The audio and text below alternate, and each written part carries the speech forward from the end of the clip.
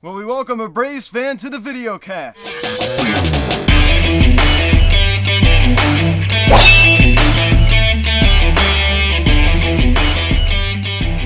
Yo, what is going on, everybody? Welcome to the Phillies Hot Stove video cast, and today we're going to be joined by George Lehner.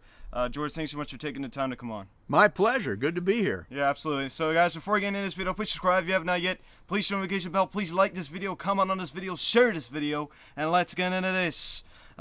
George, of course, you are a fan of the Atlanta Braves. You want to just tell us a little bit about yourself? I am a retired sports broadcaster, originally from Ohio. I live in Florida now, and I had the pleasure of, over the years, covering Ohio State for football, basketball, everything else. Living in Columbus, I was the sports director of the #1 radio station there, and worked Ohio State football, Big Ten football. I voted in the AP polls. I voted for the Heisman, all this, that, and the other thing. The only thing I'm not talking about is Braves baseball yet, am I? Yeah. Well, my son grew up a huge Atlanta Braves fan. Back in the day, the only baseball broadcast on TV was on TBS, the Superstation, and it was the Atlanta Braves every day. Well, Rob watched the Atlanta Braves every day. When he played his little league, he was an Atlanta Braves member, and he's been an Atlanta Braves fan for years. So through the process of osmosis, I have become a Braves fan, and they have their spring training site about an hour away from my house in Florida. So I, too, have become a Braves fan, much to your chagrin, I might add. Yeah, absolutely. So you just want to talk about how you thought the Braves had done this year, of course. I think ours. It's hard to explain it the way it looks right now, but I think our years have been kind of parallel. I mean, we've had some good, we've had some bad, both teams, and the Braves were lucky enough to win the division title for the fourth year in a row. Right. When they got to the All-Star break, they were treading water. Oh, yeah. The Phillies were treading water. For Everybody the division's horrible. It's a horrible division. It is. And I do not think the Braves have any chance to win the World Series. No, I mean, they'll be lucky to get out of the first round. Matter of fact, I don't think they're going to get out of the first round. So let's be realistic. But the difference was the Braves have a great scouting organization. They do. And Antonopoulos, the GM, is a really good GM. And at the All-Star break, he made some really dramatic changes that shored up the outfield and helped with the pitching a little bit. And it injected some hope to the existing Braves. They had just lost Acuna for the season. Yeah. But, Freeman was heating up at that time, too, because he really got off to a bad start. He did. And like I said, they're all treading water. Right. And also losing Ozuna, too. Right. Yeah. But this infused them, and they caught fire. It's all about chemistry on a baseball team or any club, any organization like that. And the rest, as they say, is history. Now, that said, I don't really think they're going to do a whole lot. I mean, baseball, I think you'd agree, baseball is so much pitching. Oh, absolutely. And the Braves pitching was woefully inadequate all year long. Right. Their starters, you couldn't depend on them. They'd have a good game, then they'd stink up the place the next time they're out. And they're still like that. Same with their bullpen. They'd have one good night, but most of their bullpen nights, they lost most of their games because of the bullpen. Yeah. I mean, it's horrendous. Right. And that's what they're going to have to worry about in the offseason. But, the Braves and Braves fans are fortunate that the team's in the playoffs. Right. Period. Absolutely. Do you want to talk a little bit about Freddie Freeman, almost like the Chipper Jones type guy, around this time? How long do you think he can go? How long do you think he can go? It's kind of like the Tom Brady of the Atlanta Braves. Can he play till he's 50 years old? But he had such a fantastic year last year and won the MVP title. I don't think this year is as good, but he's an amazing player. Right. He's just an amazing player, and Acuna. I mean, hopefully Acuna comes back healthy and can put it together next year, and hopefully they can get some good pitching. And why do you hate the Braves so much? Why do you hate them? I mean, you hate the Braves. How can you hate the Braves? How can I not? Right? I mean, I understand that a lot of the Phillies problems do are brought on by themselves, of course, but. But you hate the Braves. Absolutely, I do. Yeah, yeah. It's like an Ohio State football fan hating Michigan. Right. It's a good school. It's just an instinct as a Phillies fan. You just want to hate it. Of course it is. Yeah. Of course it is. But I definitely think that the Phillies definitely can retool a little bit in the offseason. David Dombrowski. This is like his first full offseason because he was brought in December, like mid-December last year. So I think this is his first like full offseason. Is he the guy? That's a good question. I often question that myself. I do think that he's made some moves that I think are quite bold. Back re-signing JT and everything. And I honestly back when he signed Didi at a 2-year deal, you couldn't fault him because he had a good a good 2020 season. Of course, now it's kind of like I think he regrets it now. I think he even said that in his press conference. But I think that just trading away Spencer Howard, former #1 prospect at the deadline for Kyle Gibson, it was just a really risky move, and I think it just shows how bold he is. So if he's the guy, I'm not too sure about that, but I do think that he would be the kind of guy to build the championship roster like he did when he was with the Boston Red Sox 3 years ago. So I do trust him, but of course he's done some things like anybody I'm going to disagree with. I'm not going to agree with everything that he does, but and I think that's normal. But I do like David Dombrowski. I think he's so far. I mean, I'm of course I'm not happy that with the 82 and 80 finish this year, but I think overall I think he's done. He's been around baseball a while. Yeah. He knows what it is. Hopefully he's going to be what you guys need. Now, speaking of bold, and you use the word bold to describe him. I think you've been pretty bold. You've been pretty bold in this whole venture. Is it fair to say you've been a lifelong Phillies fanatic? For the most part, yeah. I mean, I kind of became like an avid, I'd say, Phillies fan in 2014. I went to a game and I think it was against the Nationals, and I just really fell in love with it. Because of course I started like playing baseball. That was like around like when I was like in 4th grade. So that's when I started playing baseball. So I kind of got into it a little bit. I kind of watched maybe late 2013, I'd say, but I'd say like I officially became like a true Phillies fan in 2014. Were any of your teams named Phillies? Not when I played. No. Okay. Yeah. Not when I played, unfortunately. But I eventually stopped playing baseball. It didn't mean that I didn't stop being a Phillies fan.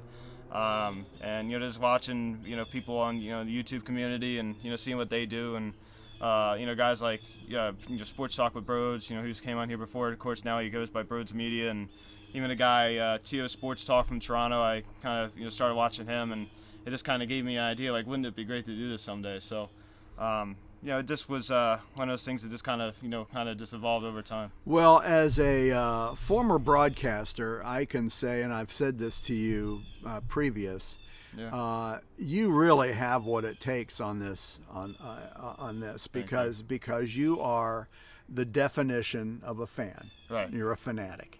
Absolutely. And you feel so passionately about your team. And it shows in each one of these episodes. And there are people that are always going to disagree with you. There are people that are going to agree with you. The key is, are they watching?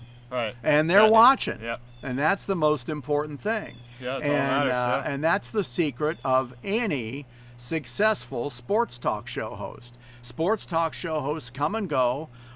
We've all listened to them. We've all known some of them. And they're known for their passion. Absolutely. It doesn't matter if you're right or wrong. It's, do you have an opinion? Can you back your opinion up? And do you feel strongly about and you check off all those categories. Thank you. Yeah. You really do. Are you surprised by how successful this has been? I put a lot of work in. I'm not gonna say I'm like super surprised. I mean, I definitely viewers have definitely helped me along the way with viewing my videos. Nobody'd be anything without viewers and listeners. Yeah, absolutely. But I'm just surprised that it's gone as far as it did. I think when I first started, I didn't really know how it was all going to work out, but I just kind of let it just take its course, day by day, and I sometimes stop and think like, wow, like where I am right now, and I do think about the future a good amount, and what I'm planning on doing. But to answer your question, I do think that I'm pretty surprised about how far it's come, and I can't wait to take that next step forward. And this isn't the only thing that you have on your plate on a daily basis. Right. Yeah, I got, I'm a member of my crew team at high school, and Tuesday through Saturday, I got practice, and I'm even a junior firefighter explorer at my local fire company, and have a part-time job. So I'd say it's fair to say I'm pretty busy. How do you fit it all in? Discipline. And I guarantee you, I'm not going to lie to you. I think that, this goes without saying. I think that maybe there's some days where, you kind of have to, itch yourself a little bit to say, hey, like, come on, you gotta get this done. I love it. I mean, I don't think I'd be doing this if I didn't love it. You got to really, really love it. It's just discipline. I mean, it's just understanding the importance of it, and, making it a priority in your daily life. What drives you to do this? My love for the game. And also like this love of what I do. I mean, even throughout the, even if you just take the game out of this just for a second, I mean, just sitting down, like getting all the equipment ready, making a video, like I think it's just all like so fun. It's just like the little things, right? I think that's also what drives me too, and just loving this team, and also having like almost like a duty and somewhat for my fans and for my watchers, to get the video out, and it's very, very important to me. Now, the regular season is over. Well, the season's over for the Phillies. Sorry about that. The season's over for Your them. season will be over soon. And the season will be over soon for the Braves. We're both in agreement on that. You're always talking about subscribing. Take a minute for the layman that may be watching this for maybe just the first or second or third time. What do people need to know about supporting this? They do support this. I mean, they're going to get a video, on a very, very daily basis, and our videos are not too long, right? I mean, they're around the 15-minute mark. I mean, Right. usually We're almost done today. Yeah. Yeah. I always like to keep, like daily recaps are always under 50 minutes. That's like a rule that I've always had. So they're short videos. I mean, relatively short. They're not 5 minutes, but it's good quality. I discuss, broad, variety of things, and I talk professionally. Like I don't curse. I don't say anything too controversial either. So at least I try not to. I mean, if you do, decide to subscribe, which I hope you do, and that's what you're going to be getting. I mean, a guy that, does put his work in and, tries to get a video on a daily basis. Of course, times are changing around this time of year since the regular season is over, but I'm still covering the postseason. I'm still doing all that kind of stuff. Well, let's get back to baseball before you close it out here. What would the biggest need be in your eyes for the Phillies during this off season? I was trying to think of a word for a while, because like if you really look at their season, because go back and look at 2019, they had a lot of injuries and the starting rotation was very, very weak, right? It goes kind of back to around that time. The starting rotation was just so weak. The bullpen was mediocre. We didn't really have, prior to 2019 with us signing Harper, acquiring JT Muta from the Miami Marlins, we didn't really have a whole lot of, somewhat star power, right? I'm not going to say JT is the kind of guy who's like some superstar. I mean, of course, Bryce Harper is. But I just don't really think we have enough complementary players. And I think that's, one of the big problems that we're facing right now. In 2019, the starting rotation was very weak. We had some injuries. 2020, we all know how bad the bullpen was third worst in baseball history. So it's just like each year there was one big thing that went wrong. But honestly, this year, of course, the bullpen wasn't great. It wasn't nearly as bad as 2020, but it's not really saying much because the 2020 bullpen was historically terrible. The bullpen still wasn't good. And the starting rotation was probably one of the best we've had in a long time. Starting rotation definitely was decent for the Phillies this year. Despite some injury problems and kind of a off season from Aaron Nola, like I'd say the former ace of this rotation. As goes for the offense, I mean, a very, very inconsistent offense, and as David Dombrowski said, he's still looking at a big middle-of-the-order bat this offseason for the Phils. So that'd be kind of interesting to see what happens there. But, we don't have a good farm system, ranked 27th in baseball. And that's the big difference with Atlanta. Exactly, because we don't have good scouts. We do not have good scouts at all. And I do not really trust our ownership too well. I think I've been on record saying that as well.